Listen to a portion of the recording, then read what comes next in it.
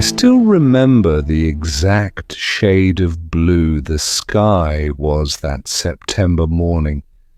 It's funny how some memories stay so crisp while others fade, like old photographs left too long in the sun. I was 22, fresh out of college, and thought I knew everything about life and love. Looking back now, with my hair greying at the temples and laugh lines etched deeper each year, I realize how little I understood about either. Sarah transferred to the marketing firm where I'd landed my first real job. She arrived on a Monday, carrying a cardboard box of desk items and wearing a yellow sundress that caught the morning light streaming through the office windows. I remember thinking she looked like summer personified, all warmth and bright energy. When Jerry from HR introduced us, she smiled, and something in my chest shifted, like a key turning in a lock I hadn't known existed. "Nice to meet you," she'd said, extending her hand. "I love your tie." It was nothing special, just a blue striped thing I'd bought on clearance, but her compliment made it feel like silk spun from starlight. I stammered out a thank you, and that was it. The beginning of what would become both the sweetest and most painful chapter of my life. Over the next few months, we fell into an easy friendship. Our desks were close enough that we could swap knowing looks during tedious meetings or share quiet jokes over coffee. Sarah had a way of making even the most mundane moments feel special. She'd leave sticky notes with terrible puns on my computer monitor, or save me the last chocolate chip cookie from the break room because she knew they were my favorite. I started finding reasons to stay late when she worked overtime, offering to help with her projects or just keeping her company. We'd order takeout and sit cross-legged on the office floor, sharing spring rolls and stories about our lives. She told me about growing up in Minnesota, about her dreams of traveling the world, about the way her grandmother had taught her to bake pie crust from scratch. I hung on every word, building a mental archive of Sarah facts that I treasured like precious stones. It wasn't just her beauty, though she was beautiful in a way that made my heart ache. It was everything else, her kindness to the cleaning staff, the way she hummed under her breath when she was concentrating, how she never forgot anyone's birthday. She had this laugh that started as a quiet giggle and built into something wild and free, like she was sharing joy with the whole world. I fell in love with her piece by piece, day by day, until loving her felt as natural as breathing. Looking back, I can pick out the exact moment I knew I was in trouble. We were at the office Christmas party and someone had hung mistletoe in the doorway to the break room. Sarah and I ended up beneath it at the same time, and there was that awkward moment of recognition. She laughed it off, gave me a quick peck on the cheek, and moved on to refill her drink. But I stood there frozen, my skin burning where her lips had touched, feeling like my whole world had just tilted on its axis. I spent weeks after that trying to work up the courage to tell her how I felt. I drafted dozens of speeches in my head, played out countless scenarios. But every time an opportunity presented itself, my throat would close up, and I'd end up talking about work or the weather or anything else that wouldn't risk shattering the comfortable friendship we'd built. Then came the day she bounced into the office practically glowing, and I knew before she said a word that something had changed. His name was Michael, and she'd met him at a friend's birthday party over the weekend. "He's just different," she told me, her eyes bright with that special kind of excitement that comes with new love. You know that feeling when you meet someone and it's like you've known them your whole life? I did know that feeling. I'd known it since the day she walked into our office wearing yellow. The next few months were an exercise in smiling through pain. I listened to her gush about Michael's thoughtful gestures, their perfect first date, how he made her laugh. I offered appropriate responses and tried to ignore the way each word felt like a needle being pushed into my heart. When she showed me the engagement ring 6 months later, I hugged her and said all the right things, and spent my lunch break crying in my car in the parking garage. I considered looking for another job, but the thought of not seeing her every day felt worse than the pain of watching her love someone else. So I stayed, and I watched, and I learned to live with a constant ache in my chest. I was best man at her wedding. She'd insisted, saying I was her best friend, and it wouldn't feel right without me there. I stood next to her that day, smelling the roses in her bouquet, and feeling like I was attending my own funeral. Time passed, as it always does. Sarah and Michael bought a house in the suburbs. She got promoted to senior manager. I dated other people, trying to find someone who made me feel the way she did, but it never quite worked out. Each relationship ended with the same gentle letdown. It feels like you're not really here, or I think you're in love with someone else. They were right, of course, but I could never admit it out loud.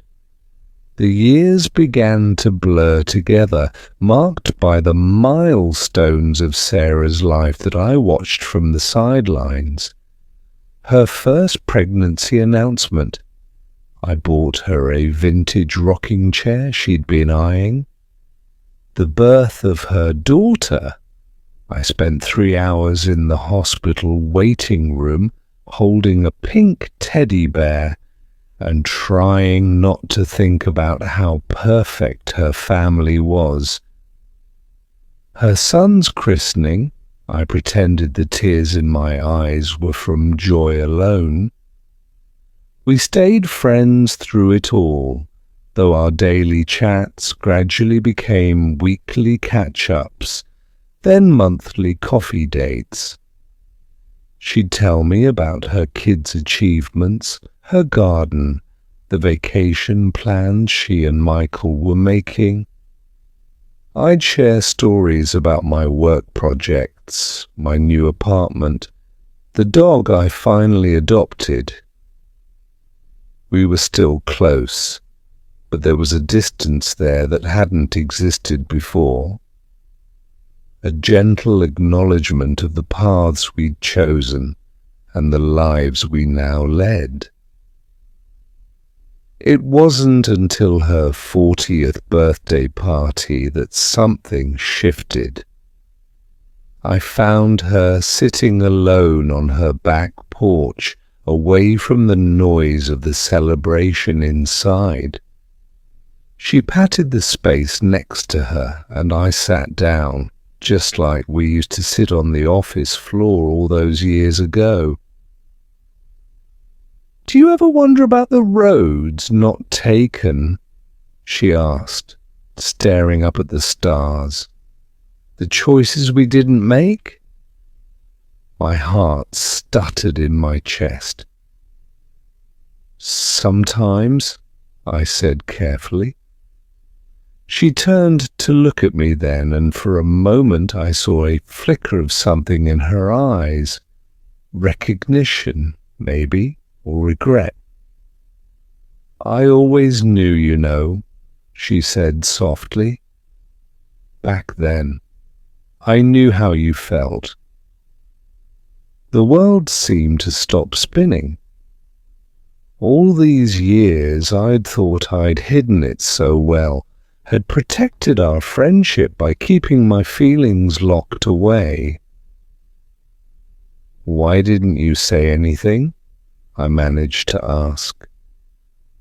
She smiled, but it was tinged with sadness. "Because I loved you too much to hurt you. Because I knew I didn't love you the way you loved me, and saying it out loud would have changed everything." She reached over and squeezed my hand. "You were my best friend, and I couldn't bear to lose that." I sat there, feeling the warmth of her hand on mine, listening to the sound of her children laughing inside the house. All the words I'd wanted to say for 20 years seemed to evaporate, leaving behind a strange sense of peace. Maybe this was what closure felt like, not a dramatic confession or a passionate declaration, but a quiet acknowledgement of what we both had always known. "I'm glad you found happiness," I told her, and for the first time I truly meant it. "You deserve every bit of joy you have." She leaned her head against my shoulder, a gesture so familiar it made my heart ache with nostalgia. "So do you," she whispered. After that night, something changed in me. The weight I'd carried for so long began to feel lighter. I started noticing things I'd been blind to before. The way the morning light painted the city in gold, the smile of the barista at my local coffee shop, the simple pleasure of walking my dog in the park. I began to understand that love isn't always about possession or reciprocation. Sometimes it's about learning to hold something beautiful in your heart without needing to own it. I still think about Sarah, of course. How could I not?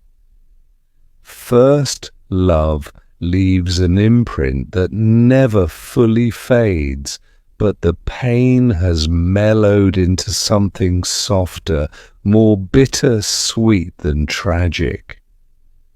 I've learned to appreciate what our relationship taught me about love, about friendship, about the courage it takes to keep your heart open even after it's been broken. Last week, I ran into her at our old office building. We were both there for a retirement party. Jerry from HR finally calling it quits after 30 years.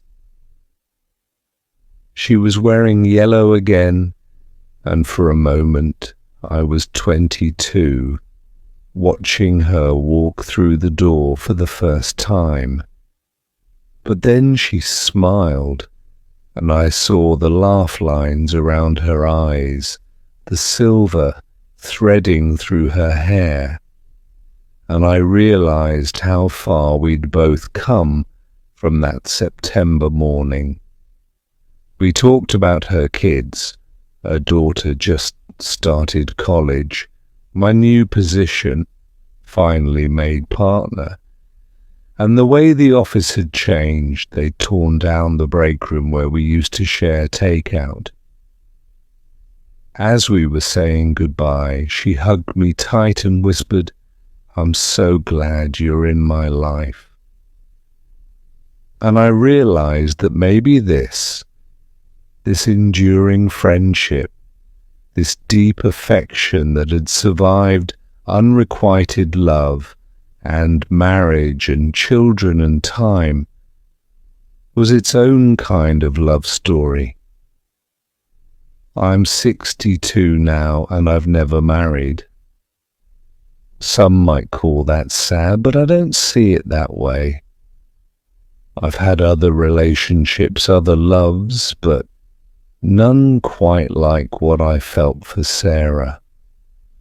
And that's okay. We don't all get the fairy tale ending, but maybe the real story is in how we learn to write our own endings, how we find beauty in the life we have, rather than longing for the one we imagined.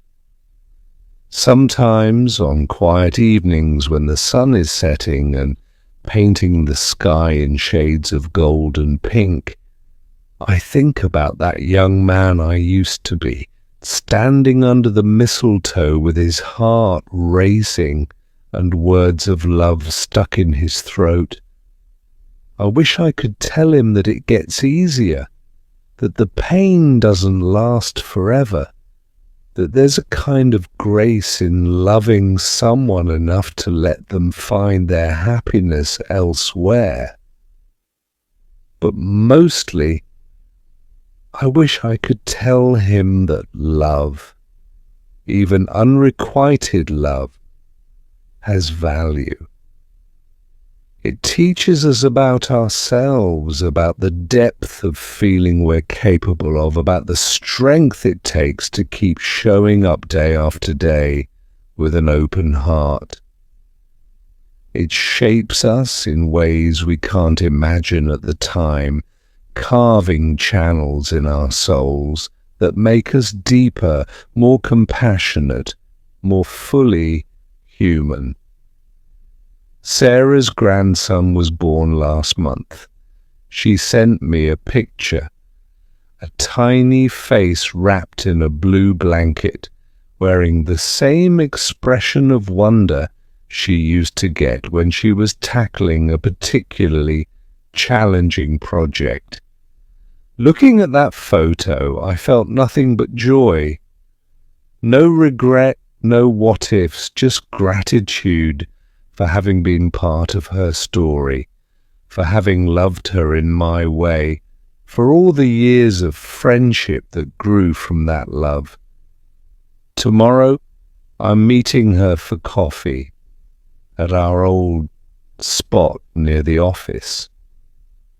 We'll talk about our lives, share pictures, laugh about old times. And when I look at her, I'll see not just the girl in the yellow dress who stole my heart, but the woman who helped me understand that love isn't always about happy endings. Sometimes it's about the courage to begin again, to keep loving in whatever way we can, to find peace in the knowledge that some things are beautiful, precisely because they remain unreached. The sky outside my window is that same shade of blue I remember from that September morning. It makes me smile now, thinking how young I was, how certain that love could only look one way. Time has taught me otherwise. It has taught me that the heart is capable of holding both joy and sorrow, that love can transform without diminishing, and that sometimes the greatest act of love is simply letting it be what it is. Imperfect, unrequited, but real all the same. And maybe that's enough. Maybe that's everything.